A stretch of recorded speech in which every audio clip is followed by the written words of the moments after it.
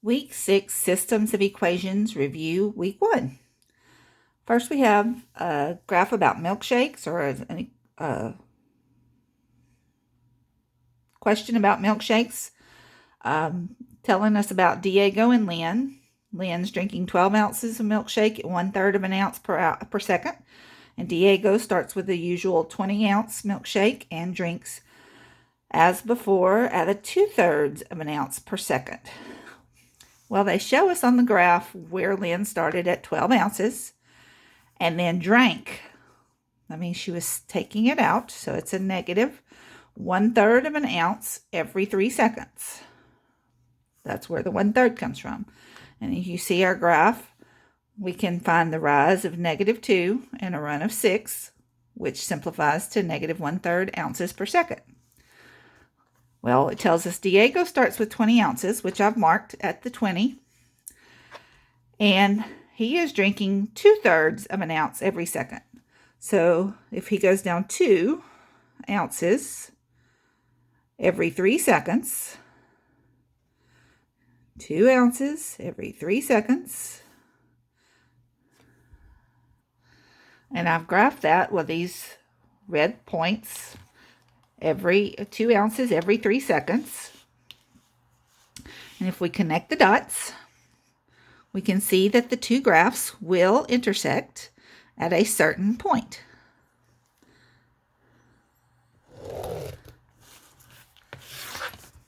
That intersection is the solution for the system of equations. And if this is Diego, the red one, they meet, or they are the same at that point. So the system of this equation says that they both have 4 ounces at 24 seconds.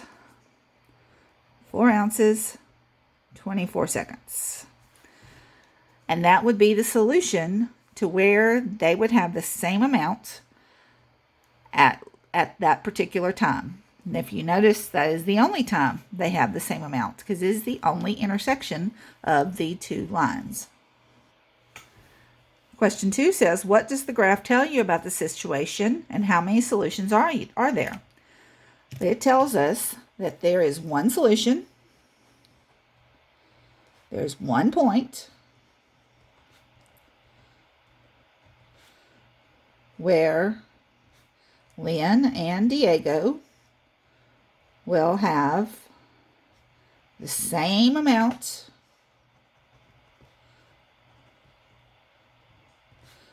of milkshake left. And that would be at the time that would be at the, I wrote this backwards, good for me. At 24 seconds, there would be 4 ounces left. 24 seconds, 4 ounces. They would each have 4 ounces at 24 seconds. If we look at these 3 graphs, it says there are 3 systems of equations graphed on a coordinate plane. And we can estimate about what the solution is to each one of these graphs. We can't tell exactly because there are no grid lines and we don't know exactly where they might cross. But that will give us an idea of where the solution will fall. And we can then determine from here these equations, which one matches which graph, which system. For system A, since y is set equal to 2 expressions of x, then for those 2 things to be equal, then y's would have to be the same, and which would mean the 2 expressions of x would have to be the same. So we're going to set those equal to each other. Now we'll solve them. First, we add 2x to both sides. This leaves us x plus 5 equal to 20. Now we'll subtract 5 from both sides, and 20 minus 5 is 15. So x is equal to 15.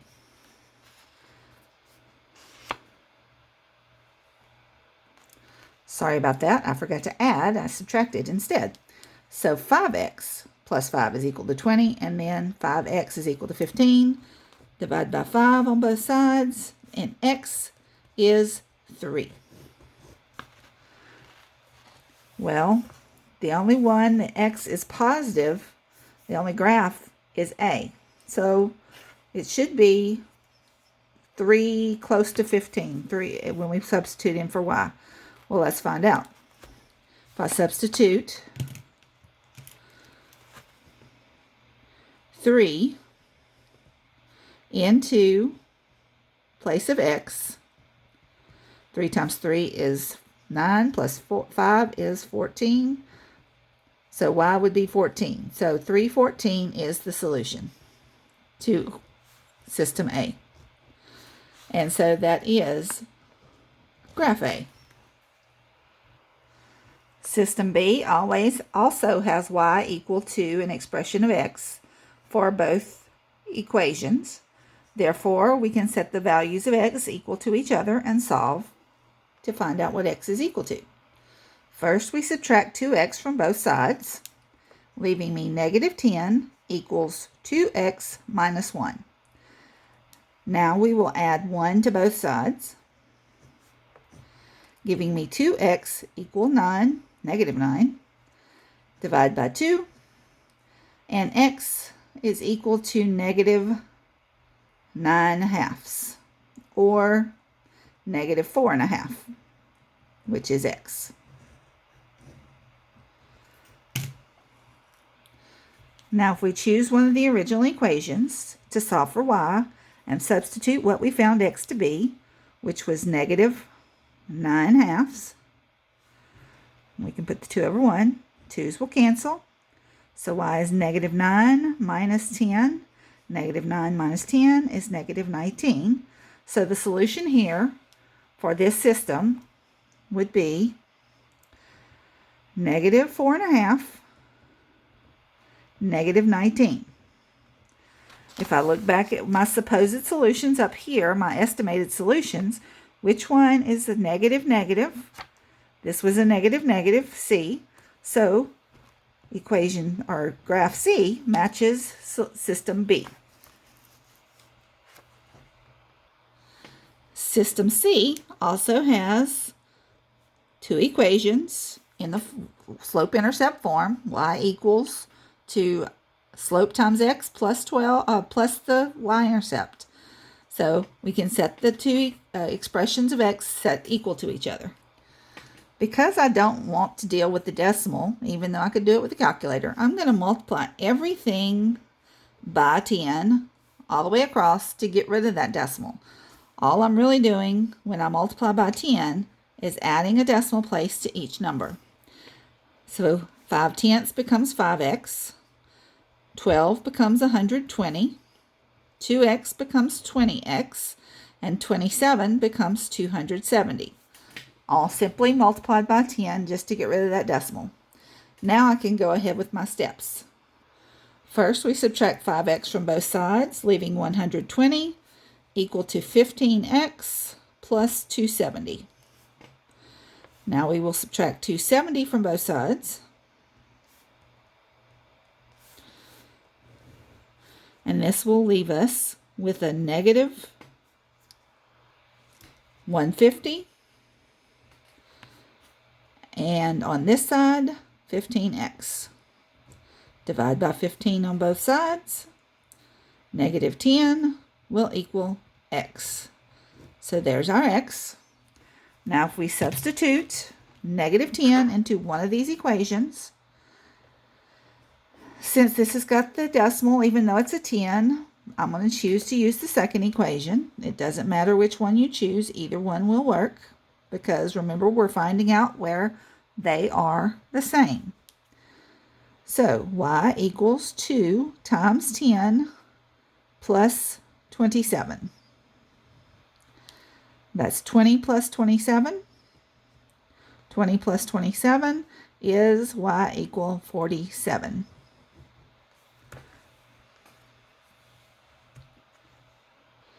Negative 10 plus 27 is negative is positive 7. No, that's not right either. I just scratched that out for no reason. It was negative 20 plus 27, which is equal to 7. So y equals 7. And if you look here, negative 10, positive 7 was the solution to graph B. On this next question, it says you've learned to solve the two pairs of systems below. And when we have y equal to something, we can substitute it into a standard form equation in whatever it tells us y is equal to in place of the y, and have solve for the other variable. So in this case, we substitute 6x in place of y. So 4x plus the 6x we're substituting would have to equal 7. In this equation, x is equal to negative 2 times y, which in this case is 3x, plus 70. Now we'll solve each of these equations. If we simplify, we get 4x plus 6x is 10x, equal to 7. And on this one, we get x is equal to negative 2 times 3x is negative 6x plus 70. The next step on this equation is to simply divide by 10. So x is equal to 7/10. I like fractions better than I do decimals, but if you choose decimals, you could always change it to 7/10. Okay, on this one, we will add 6x to both sides. Remembering this is a 1x, so this is 7x equals 70 because the negative and positive 6x cancel. Divide by 7, and x will equal 10. So far we figured out the x values for each of these equations. Now we just need to find the y value. Well, how do we do that? We take the x value and we put it back in to the equation that we substituted into our bottom equation. Okay, so to find out what y is equal to, we say 6 times 7/10. I'll use the decimal. I could have used the fraction. Either way, it's going to come out to be 42 hundredths. Excuse me, 4 2/10. Ooh, my decimals are running around on me. So the solution to this system would be the ordered pair 7/10, 4 2/10.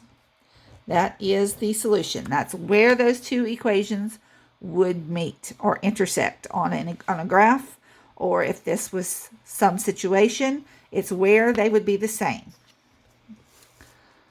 Over here, we know x is 10. We go back and substitute 3 times 10. So in this case, y is equal to 30. So the solution to these two equations, where they would be the same, is the point 10, 30. If you drew them on the graph, they would cross at 10, 30. If this was a situation like the milkshakes, this is where they would have the same amount. If this was a banking situation where they're putting money in the bank, this is where they would have the same amount of money. The next asks how many solutions, and it's matching. Well, when there's no solutions, they will have the same coefficient and variable, but they'll have a different constant. If there's one solution, they'll have different coefficients and variables. It doesn't matter what the constant is. And if they're infinitely solutions, this also means they're identical, which means they end up being the same line. They have either the same coefficient and same constants, same variables and same constants, or it's a multiple of the same variable and same constant. So let's look. On the first one, the y's are the same. The negative 4/3 and the x are the same, but my constants are different, my y-intercepts in this case. Since my y-intercepts are different, that constant is different, and everything else is the same, this one is going to have no solution, because 4 is never going to be equal to negative 1, all other things being the same. Okay, here, my y's are the same, but my x's and their coefficients are not. From that point, I automatically know there's only one solution, because my different coefficients and variables, it doesn't matter what the constants are. So this is one solution. And 3, well, it doesn't look like they're the same, but let's double check. If I multiply 2 times 2, that's 4x. 3 times 2 is 6y. And 8 times 2 is 16. Now, are these two identical? The variables are the same, but the constants are different. Since the constants are different, this has no solutions. Okay, let's look at the last one. Here, we have to use our distributive property, so we will need to multiply 5 times x to get 5x, and 5 times negative 3 to get negative 15, and then we'll look at the top and the simplified equation on bottom. Well, the y's are the same, the 5x is the same, and the negative 15 is the same. These are identical equations, therefore there is infinite solutions, and this would be answer choice, or match answer choice C. These equations are written in slope-intercept form, so I know that I can graph each one starting with its y-intercept. This one's y-intercept is positive 3, 1, 2, 3, and it has a slope of negative 5/3. Down 5, 1, 2, 3, 4, 5, positive 3, 1, 2, 3. There's my other point. I connect those with the, and there is my first line. Y equals negative 5/3 x plus 3. The other equation starts at negative 3. So 1, 2, 3 starts here. The slope is positive 1, positive 3, up 1 over 3. Well, I found where they crossed, up 1 over 3. I could also go down 1, backwards 3. And then connect the dots to draw this line, this equation. Oops, I didn't draw that very straight. There we go. And this would be the equation, the line for y equals 1/3 x minus 3. And the solution to these two equations would be positive 3, negative 2.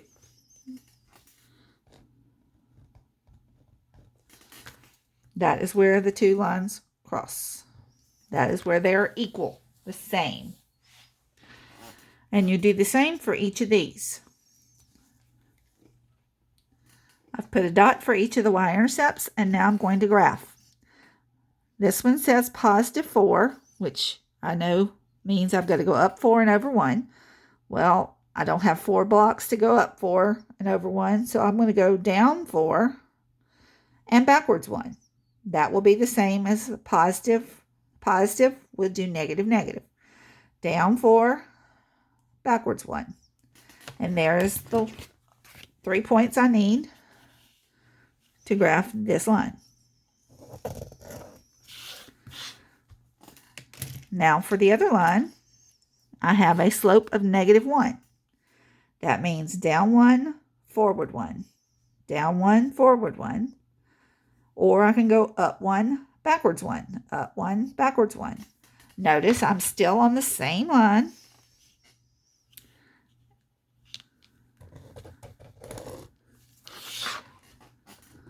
And I get where those two intersect is 1, negative 1, negative 1.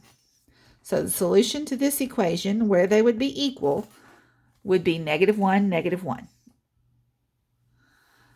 For the third one, we get a solution of 4, negative 3, where the two lines intersect. You can see where their y-intercepts were, and following the slope, they end up crossing at 4, negative 3. For the last three equations, 4, 5, and 6, you see that the y equals negative 1 is a horizontal line. So I knew that the y was going to be negative 1, but then I just had to find out where it crossed the other line, and they would be the same at 2, negative 1. These two equations, or these two graphs of the equations, cross at the point 2, 2, over 2, up 2. Notice this last one, these two lines are parallel and never intersect. Therefore, they will never be the same. They have the same slope, but different y-intercepts. Same variables, different constants. No solution means the lines are parallel and they will never touch, and there is no solution. I hope you did well on weeks 6, sorry.